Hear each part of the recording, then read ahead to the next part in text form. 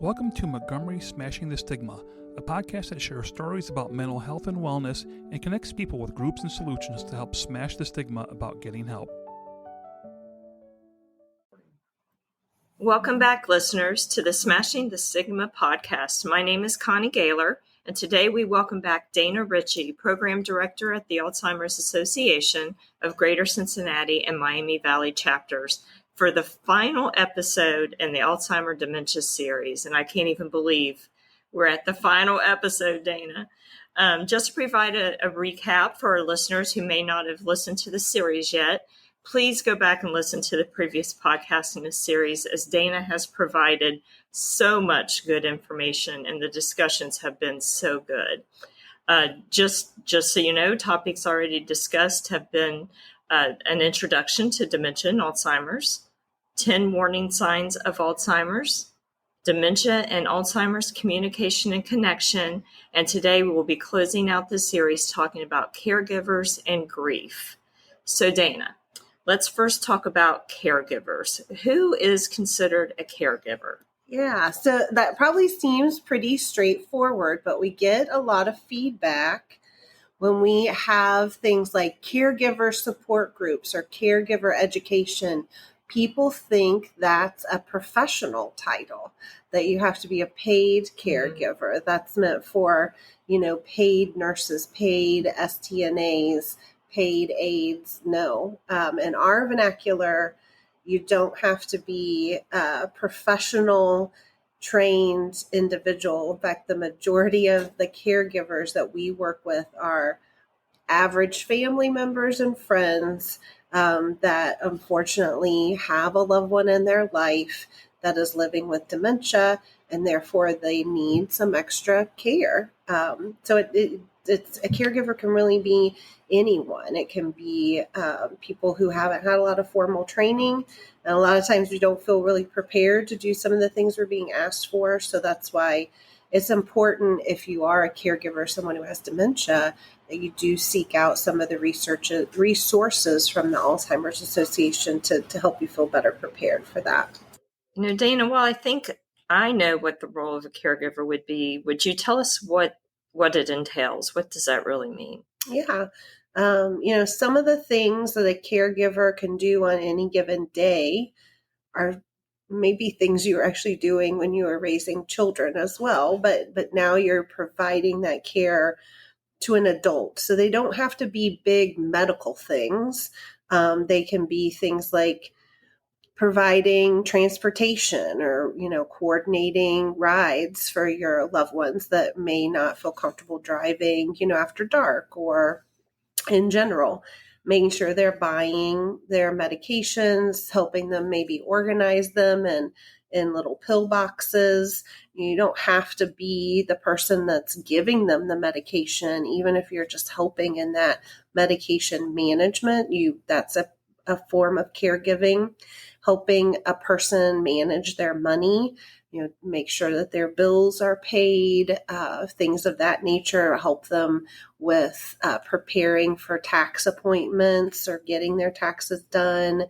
If you're helping them prep for meals or make meals, or organizing a meal service for them, that's a role of a caregiver.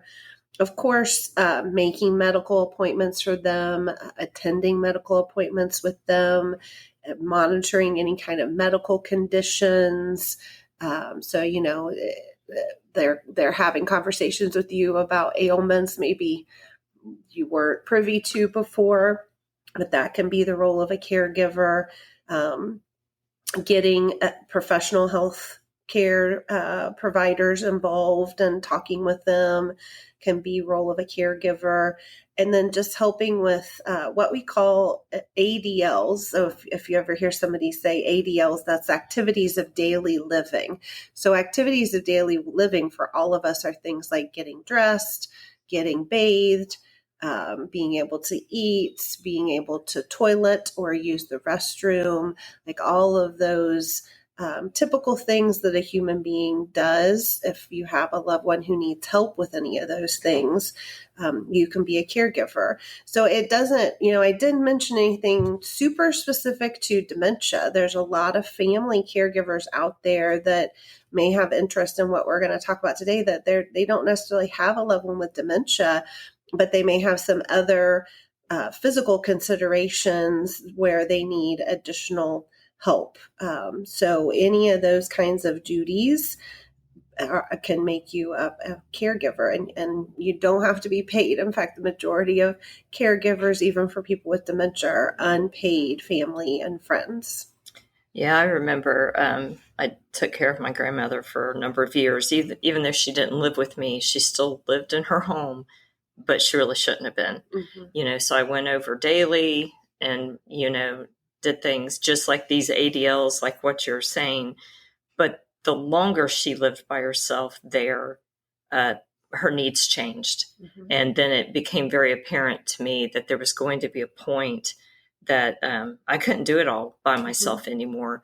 Maybe that didn't necessarily mean she was at the point of moving into a facility. It just meant that, I couldn't continue to be mm-hmm. the sole caregiver for her. Right.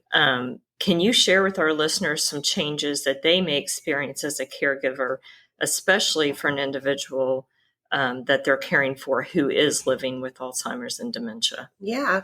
Yeah. And, something else around this is you don't always have to be in close physical proximity to the person as well. So some families will divide up some of these responsibilities based on, work, family, life, geographical boundaries. But you could be a caregiver to a family member, maybe helping them manage their bills and their banking, but you live states away. Mm-hmm. And so sometimes that's a good way for families to kind of divide and conquer. A lot of times if your loved one who needs supervision is a female, they prefer female family members to mm-hmm. help them, vice versa with males. So you have to think about those types of things. But, really changes you might experience as a person progresses in any kind of disease, but definitely we know with Alzheimer's and dementia, there is a progression. And so it could start with, just helping out a little with chores, like my mother, just as she aged, she would be cleaning out her own gutters, and my husband would just get on her about, hey, you're 75. You don't need to be up on a ladder. Call me and I'll come do that. And she was totally physically capable, and we weren't concerned about any kind of cognitive issue at the time. But of course, as we get older, we'd like some help with some of those more typical things. Then as we realized she was having cognitive issues, we did have to take on more serious responsibilities, right? Like we did have to employ our power of attorney documents to help her with her finances and, moving money around in bank accounts to pay for things. We did have to help her bathe and help her dress and, all those things that we had to get really involved with before we even moved her mm-hmm. into memory care, because we were trying to keep her as independent as possible. So the roles can range, and we kind of moved out of our roles as daughters into our full-time caregiver roles. Yeah. Like we really didn't even realize that. You just take it on because you're a family or a close friend. But we really had kind of become like these unprofessional nurses. Yeah. and so it's a big transition when we moved Mom into a memory care community. We moved her really for her safety. She was starting to fall more, and it was more of a safety risk.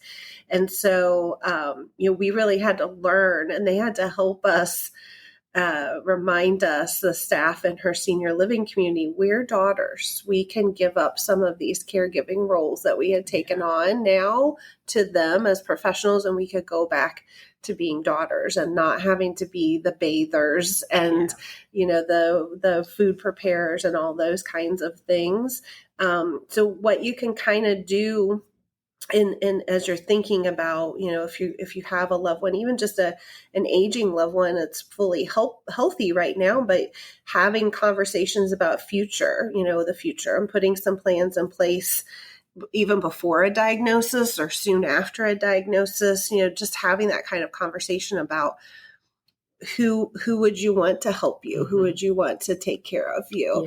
Yeah. My mother-in-law died of cancer. She died very quickly of cancer, but she was cognitively available. But she had 2 sons, and she was very clear that she didn't want her sons to get involved in the ADL part of it at all. Yeah. So she was able to say that versus, other people may not have that much of an issue with that. So having those kinds of conversations. Sometimes the easier way to bring it up is if you are aware of other people that are going through this. If your parents know of other people whose children are having to get involved, that's a good segue to, what if something unexpected happened to you guys? Who would you feel comfortable with? It may be that they want a professional person because they don't want those roles to have to change, but they may feel more comfortable with family members than professionals. So you will notice these relationship changes, like I said, then, because as you're taking on more caregiving types of roles, sometimes you're not feeling like the family member you used to be. My mom was well into her dementia, but she would say to me sometimes, which one of us is the daughter and which one of us is the mother anyway? And I always knew that meant I was getting bossy. It was best to handle my mom with humor. So I would answer and say, well, it depends.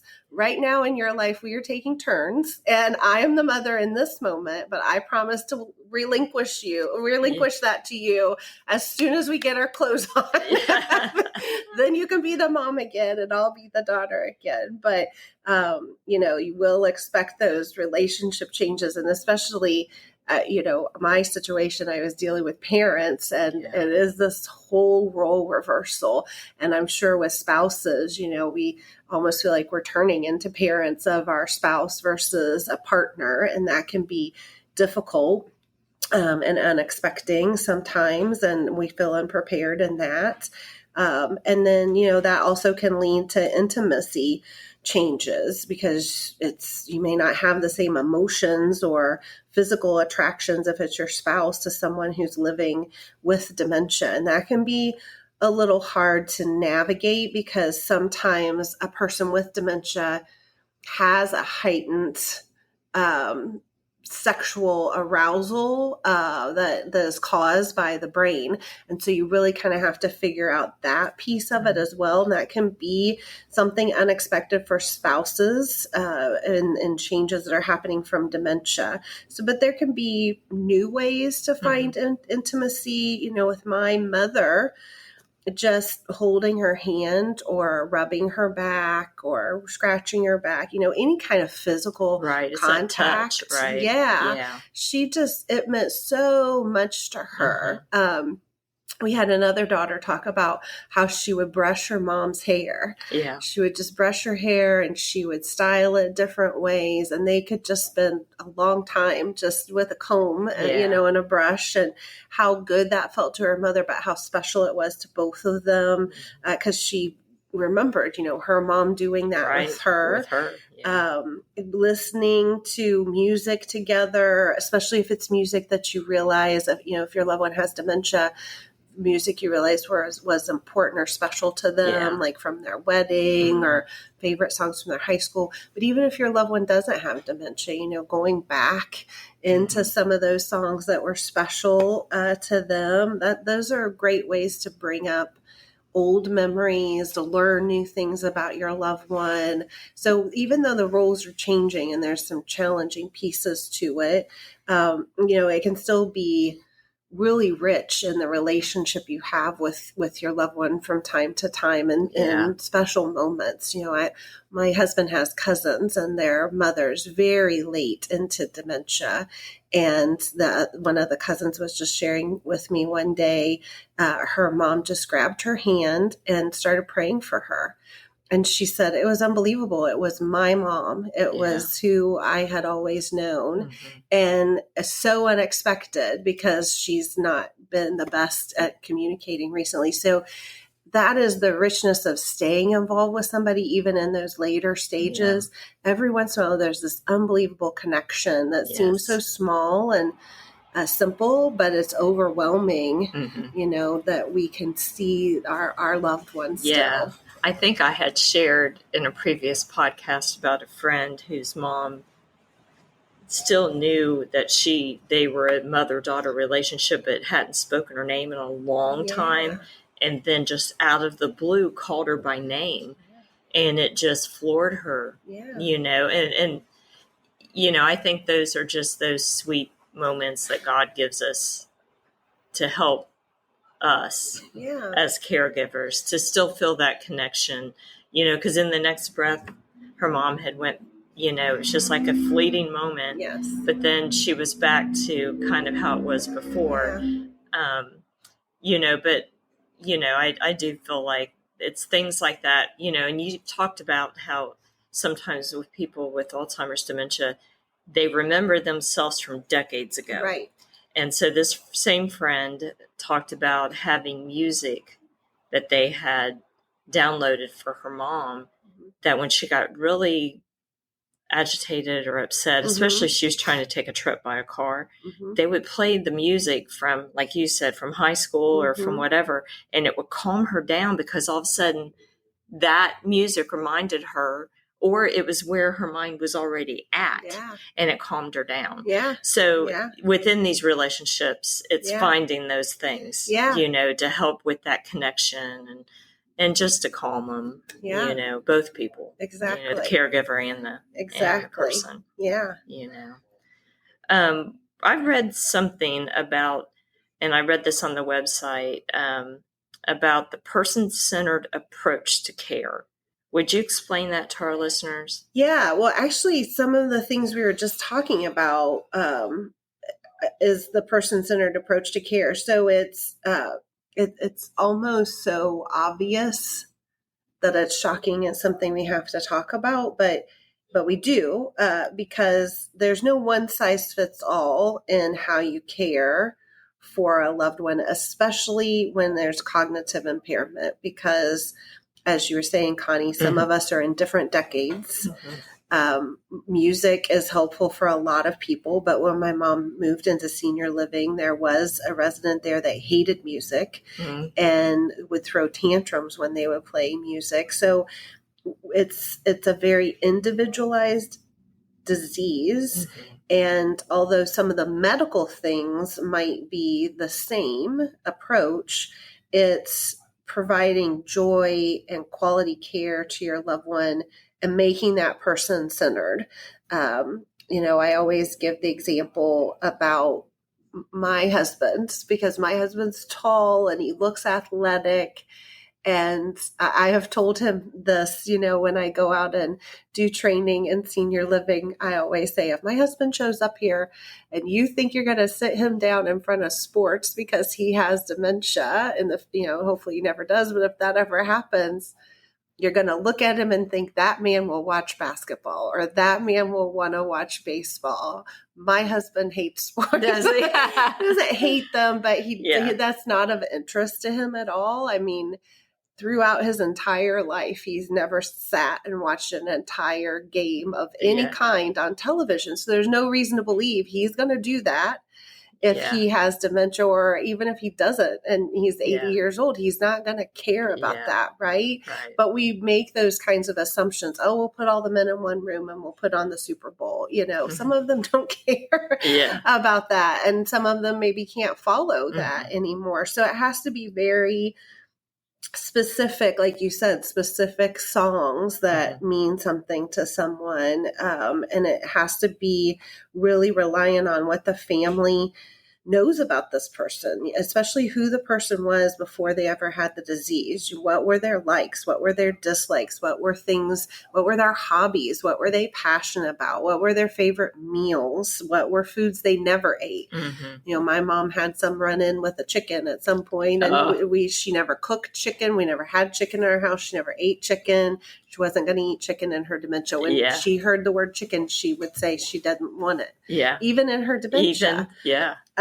Sometimes I think they snuck it in on her, but she knew it was chicken. She wasn't going to eat it. So, that's person-centered care, right? Taking what you know about this person and what you've known about them for the last 50, 60, 70 years, if you can pull that together, and provide them high-quality activities and environment based on their likes and their dislikes.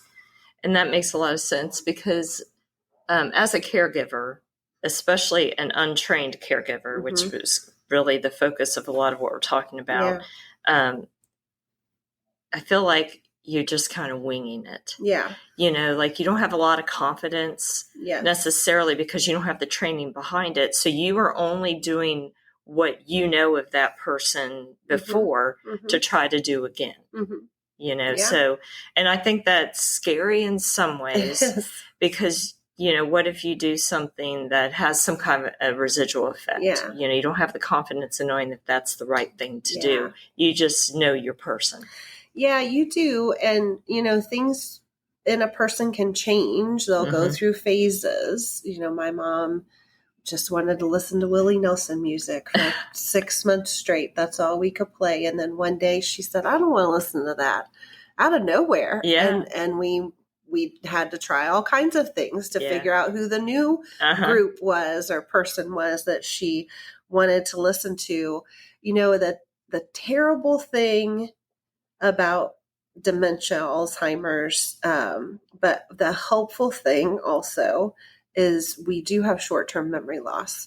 So as a family member, as a caregiver, when we try something that doesn't work well, we need to stop, we need to reverse, we need to walk away from that, erase it from the board, move to something that we know a person likes, or, if they're in a room and they're safe, walk out of the room, take 10 minutes out of their sight, come back in, try a whole new approach. That's the terrible gift of Alzheimer's is we can get a lot of attempts at doing the right thing. And then once we figure out what's the right thing for today, that may potentially be the right thing for the next couple of days, next couple of weeks, next couple of months. But when you do I tried many things. I thought my mom's going to love this, and she had no interest, or she had an opposite impact. And you just abort, and go about a new tactic and try again. You get lots of chances. Yeah, which is kind of what I was going to ask you about. But I think you've kind of touched on a lot of them. It's just different. You've had so much experience with this. Just based on, is there different strategies or tips that really can just improve on a caregiver's relationship with the individual, or just the way they go about with their care? Yeah. Well, the first tip we've talked about, use your knowledge about the person, the whole person.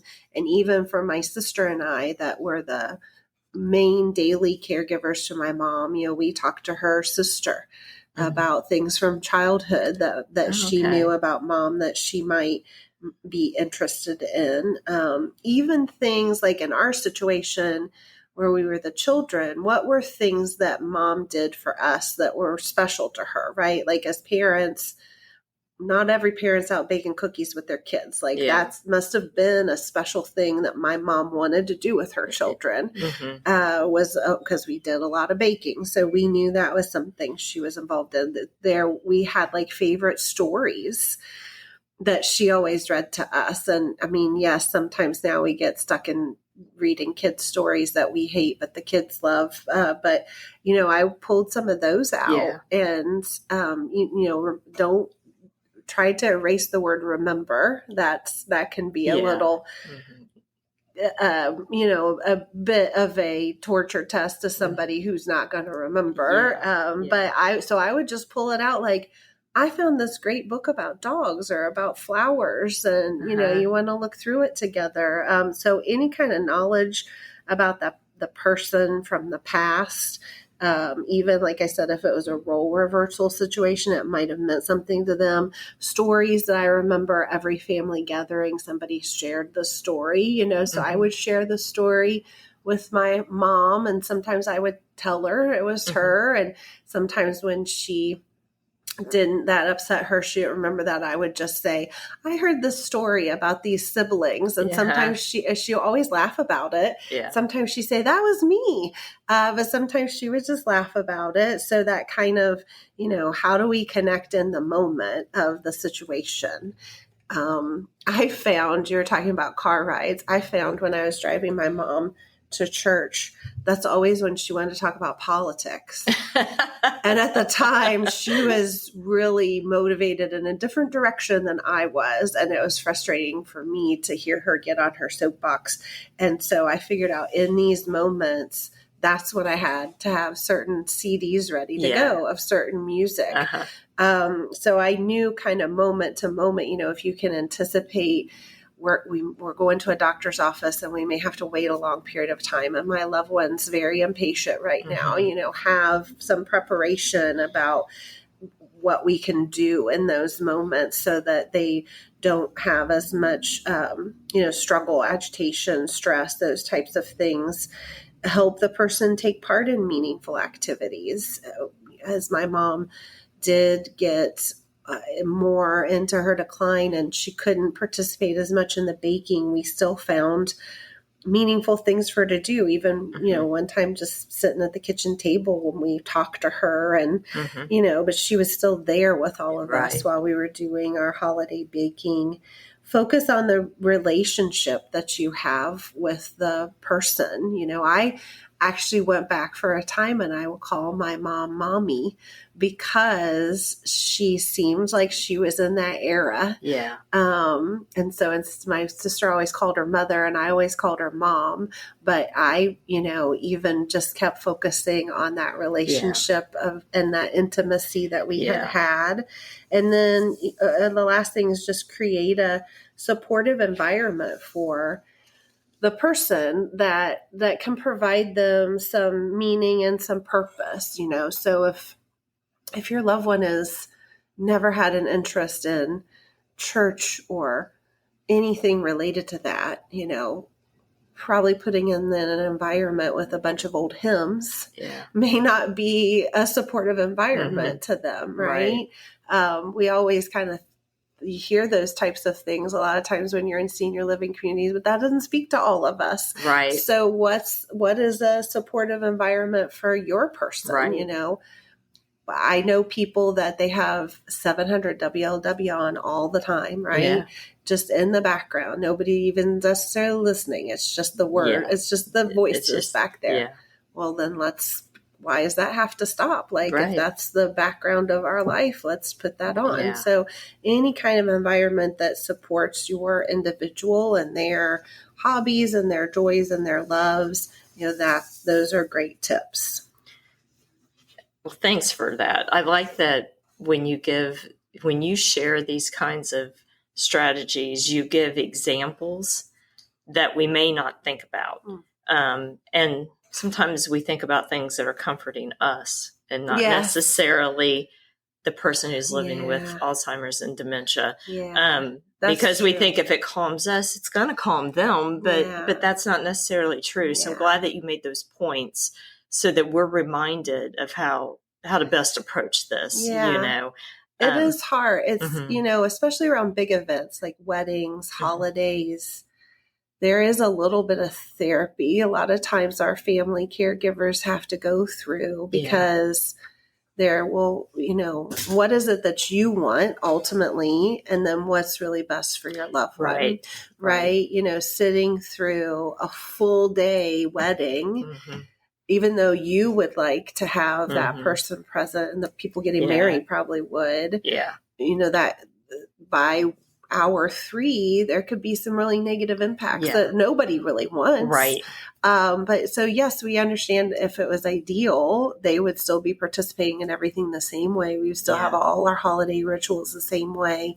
And so that coming to the reality of what you were talking about, my needs, what I really want, if I could turn back time versus how can I still have them involved in some way that's special, but still meets their needs, is not overloading to them and is not, a problem for them to really participate in a dignified way. Right. No, I totally agree. Because it's just so hard on all levels. And, thinking about the caregiver, you had your sister. Sometimes people are just kind of a one-man show trying to handle everything, and they get to the point of burnout. Yes. So what can we, how can somebody go about just preventing burnout? What's something that you would suggest for them to do? Yeah, definitely. Well, it is important to have a team. And I was very fortunate that I had a sibling and that this was something we were fully on the same page together. There's lots of people that have siblings and that's not the case. Right. So we were really able to be true partners and divide and conquer. But even if you don't have that luxury, to understand that you still need a team. Not only does the person who needs the caregiving, the care receiver needs a team of people because they're going to get sick of you. Mm-hmm. I mean, my mom got sick of my face. It was nice to see a different person's face every once in a while. But also, I needed the team, right? My sister needed a support team. And it couldn't always just be the two of us supporting each other either. So that team approach is really important. And so you need to think about who could be on my team. And it may change over time, but some people will say, oh, my loved one, they won't know anybody but me and nobody else can help with my loved one specifically. Okay, that may be true in some cases, but you are likely trying to take care of someone at the same time that you had all these other responsibilities. Mm-hmm. Like who's making your meals? Who's going to the grocery store for you? Who's mowing your lawn? Who's, doing all these other things that actually have nothing to do with your loved one? Who could be on your team then? Yeah. Your team may be the Kroger delivery driver, right? Like absolutely. You're just giving up some things you used to do on your own, and it may even be strangers, but let's figure out how that Kroger delivery thing works, right? Yeah. So that we know how to employ that. What is appropriate for telehealth versus in person?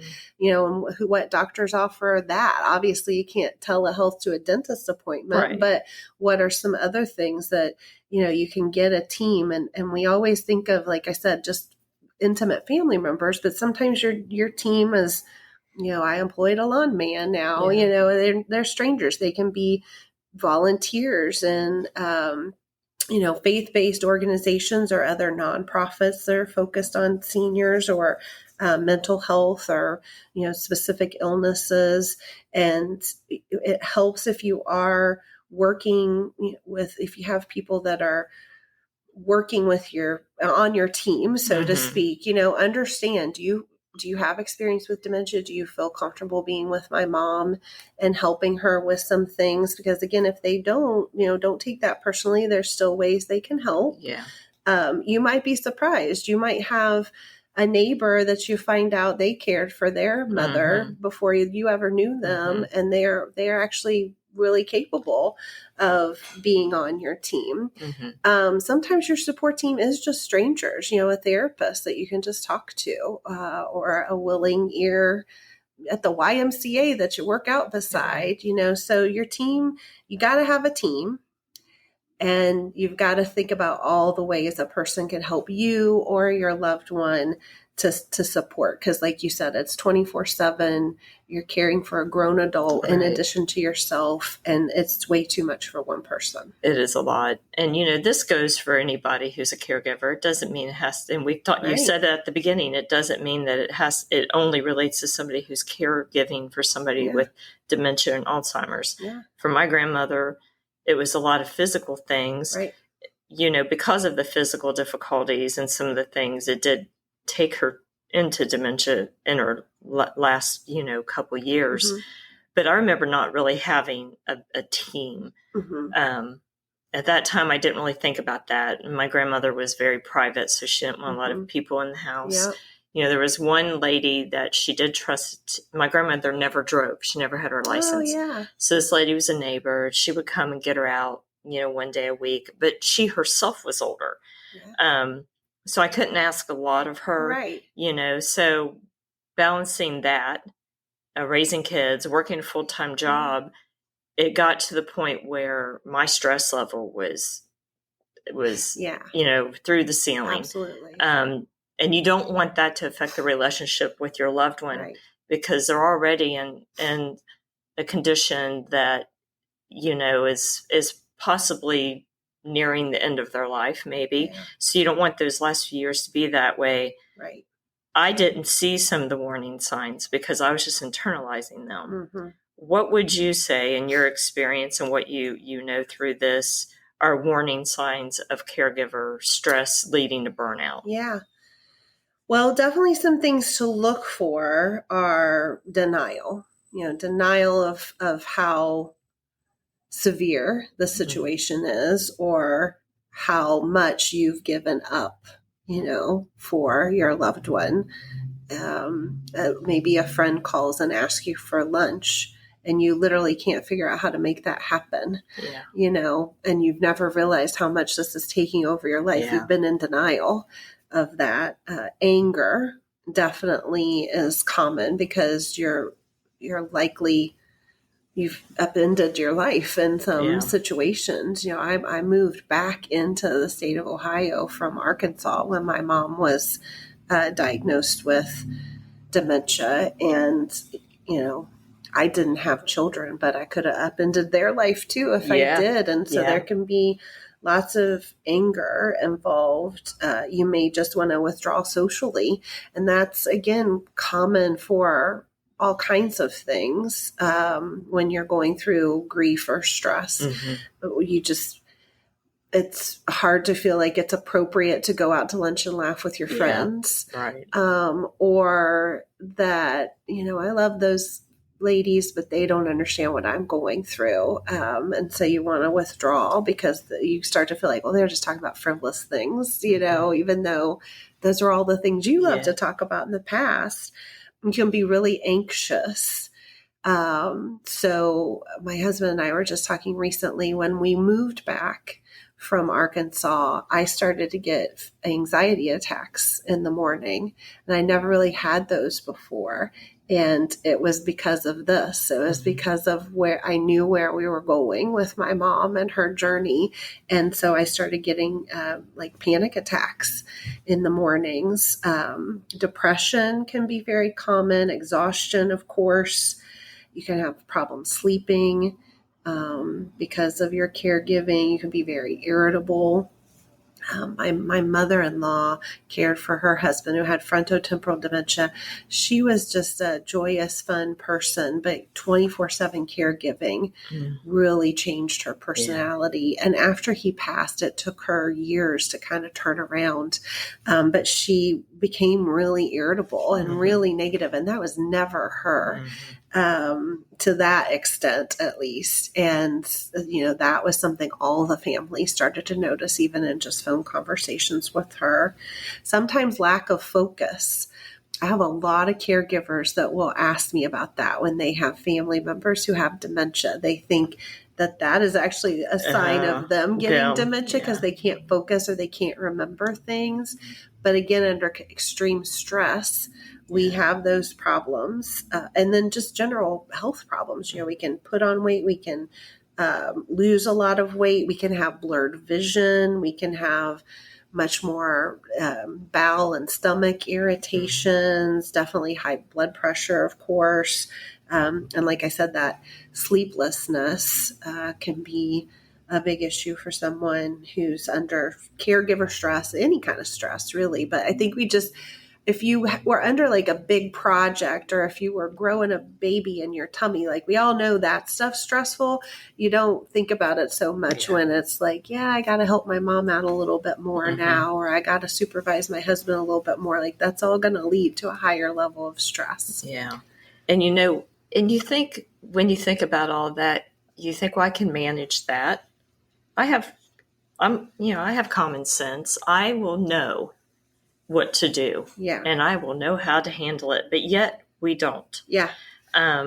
So what are some good reminders for caregivers so that they try to be, cognizant of things that are changing within themselves? What can they do? Well, definitely when you go to keep your doctor's appointments, right? We all need our annual wellness exam. When you go to your wellness exam, tell your doctor about your family situation.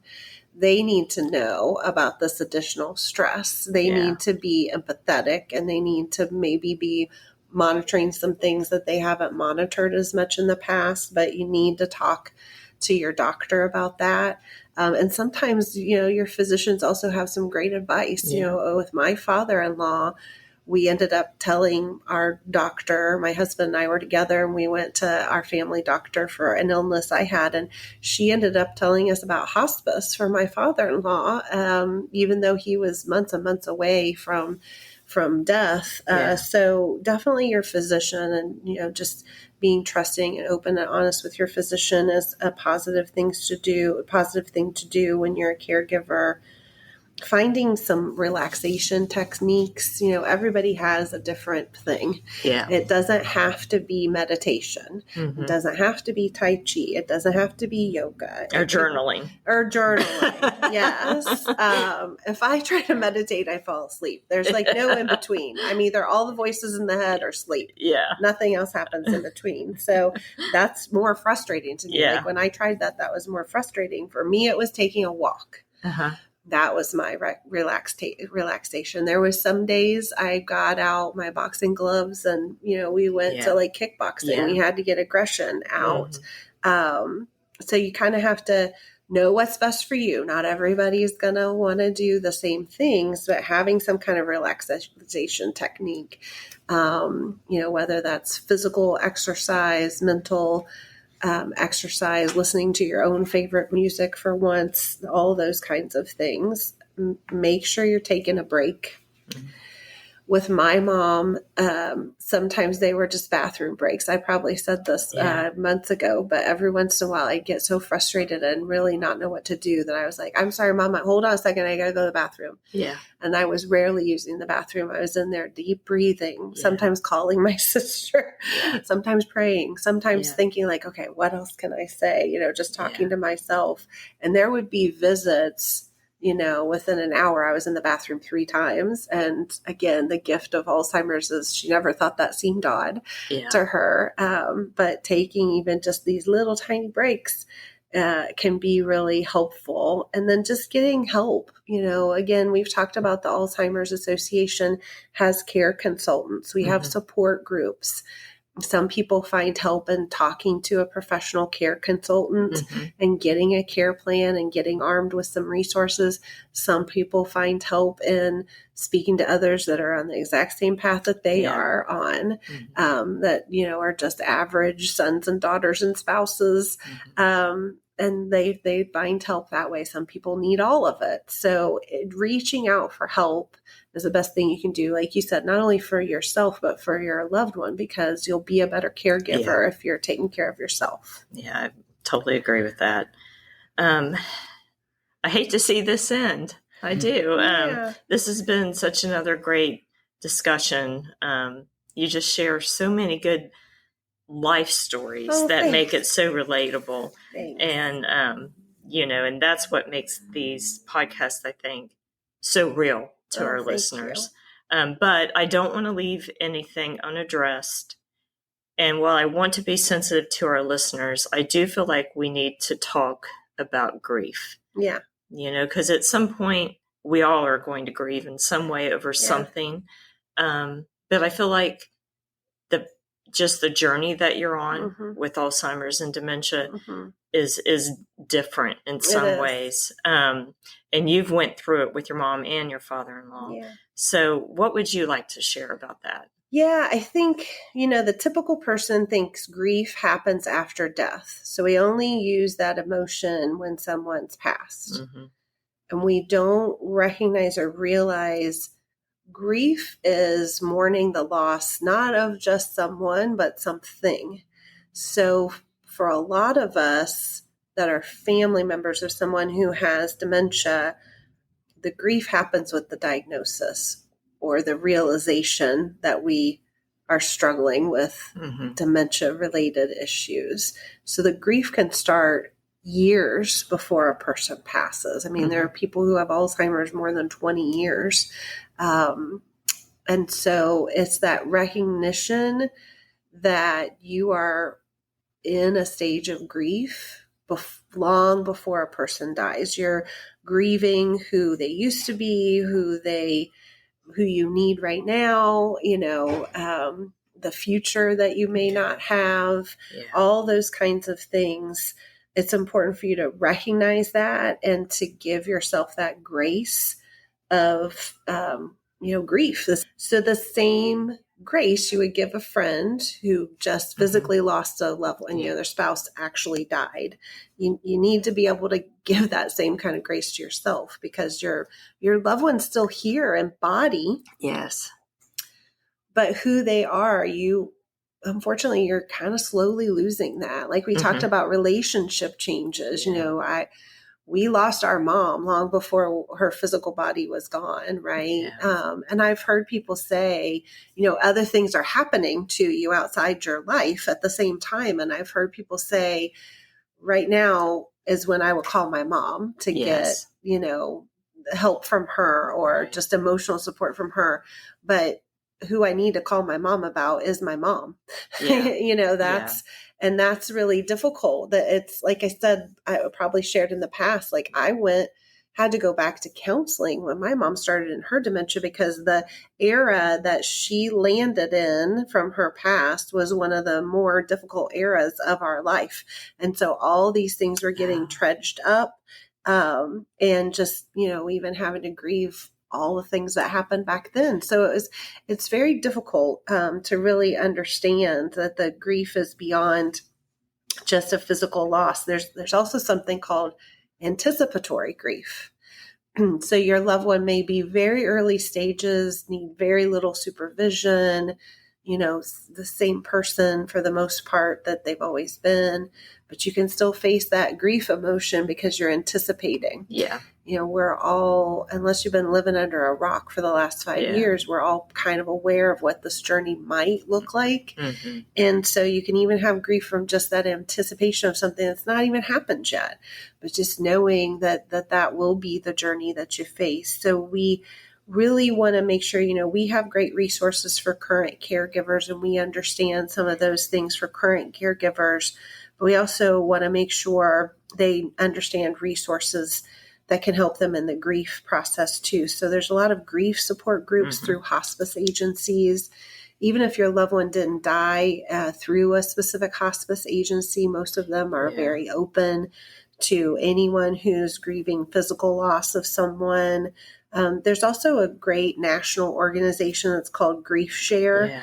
And they usually have lots of different grief support groups. And if you go to griefshare.org, you can put in your zip code and find grief support groups around you. And again, some of them you might even call and say, my physical person's still here.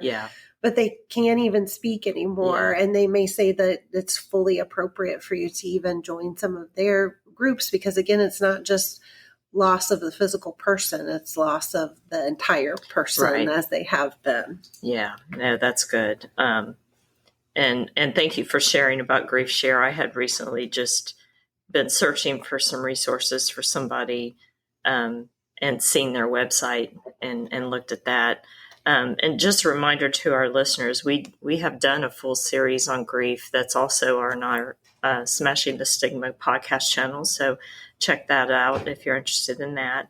Dayna, I want to give you one more opportunity to share your contact information and any closing thoughts that you have. Yeah, well, first, I definitely want to thank the city of Montgomery and, of course, you, Connie, for the relationship we've had, that you invited the association to be a part of this great podcast on smashing stigma.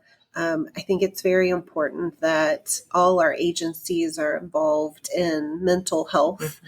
And as we said from the beginning, dementia itself is a physical brain disease, but it does impact mental health of the person with the disease and the care partners and the family members. And so I really appreciate that you thought of us for this podcast. One of our biggest barriers to getting people the help and support they need is just this lack of awareness that the Alzheimer's Association provides all this kind of support. Somebody had said to me, like, you really had never heard of the Alzheimer's Association when your mom was dealing with this. And if I had, it was just in fundraising, which is important. We're the largest nonprofit funder of research for dementia across the world. We are looking actively for cures and treatments to this disease. And so that's important. But a lot of people don't know that those funds also go to provide free education programs, free support groups for families, those care consultations we talked about where you can get help in care planning, some individualized education and just emotional support through the Alzheimer's Association, and that we also serve all types of dementia, all types of cognitive impairment. It's not just Alzheimer's that we serve. Also, our educational topics are some of the things we've talked about here. We definitely have topics around caregiving and communicating and handling difficult behavioral situations and things like that. But we do a lot of education around keeping your brain healthy for active seniors, for folks like me, that were in their 40s and didn't really understand the difference between normal aging and something that is more concerning. We have a great program where we educate folks on that. So the best way that you can reach us, because I'm hoping people beyond just Cincinnati are listening to this podcast, we do have our national 24/7 helpline that we always want to mention. That's an 800 number, and it's 800-272-3900. So it's nationwide. You can call that number. We also have an amazing website. It's ALZ as in zebra. So, abbreviation of Alzheimer's, ALZ.org. So there's great resources there. If you are on the website or you call our helpline and you want to learn about education programs in your local area, they can connect you to your local chapter if you are outside the Cincinnati, Dayton area. We always need people to host educational programs for us or support groups. So if you want to be a host site, let us know about that. If you want to volunteer with us, let us know about that. We need people who will lead education programs, will facilitate support groups. It takes a village to help us what we do as well. So, those are all ways you can get involved. And of course, I mentioned fundraising. So a great way to honor or remember a loved one who had dementia is to join one of our walks to end Alzheimer's. They usually take place in the late summer, fall time. The Walk to End Alzheimer's is the world's largest fundraiser to fight dementia. And so you'll be joined with lots of other people in the fight when you go to these physical walks. They're held annually in more than 600 communities nationwide. And our whole purpose there is to raise awareness of this disease as we walk through the city with our purple and our Promise Garden flowers. And then, of course, we're looking to fund dementia care support and research to end this disease. So many people don't know, like I said, that the Alzheimer's Association is actually the world's largest nonprofit funder of Alzheimer's and dementia research. And so a way you can get involved with that is to join in your local walk, either physically just show up and see what it's all about, or start a walk team and raise money to help us in our research. And I actually did get on and looked at the website. There's a walk in May. Today's May 1st in Mason. And then there's another one coming up. I seen that was in October, I think. So, I think that's a fun way and a great way to honor loved ones, help raise money. It's all for a good cause. Yeah. If you're in the greater Cincinnati area, one of the biggest walks is in Sawyer Point. It's actually the 15th largest walk in the nation out of 600 walks. In Sawyer Point. It's always the first Saturday in October. Okay, maybe that's the one that I seen in October. But there is a great one in Mason that's in the fall as well. That's a pretty large one as well. Okay, well, maybe that was in the fall. I thought I seen it was in May, but I don't know. There's always things happening in support of the Alzheimer's Association or other organizations that might be dementia focused. But get involved, and help raise awareness of what we do. Absolutely. Well, I'm going to extend an open door invitation for any time you want to come back. If there's anything new that develops that we want to share, you're always welcome here. Thank you. We just appreciate you so much, and thank you for spending a lot of your time coming and helping to educate and inform. And it's just been a real pleasure for us. Thanks, thank you to our listeners who've tuned in for this series on dementia and Alzheimer's. We hope it has provided valuable information to you. We hope that you also listen to our other podcasts on the Smashing the Stigma podcast station. Until next time, be well. Thank you for listening. If you or a loved one are in a crisis and need immediate help, call or text the Suicide and Crisis Lifeline at 988.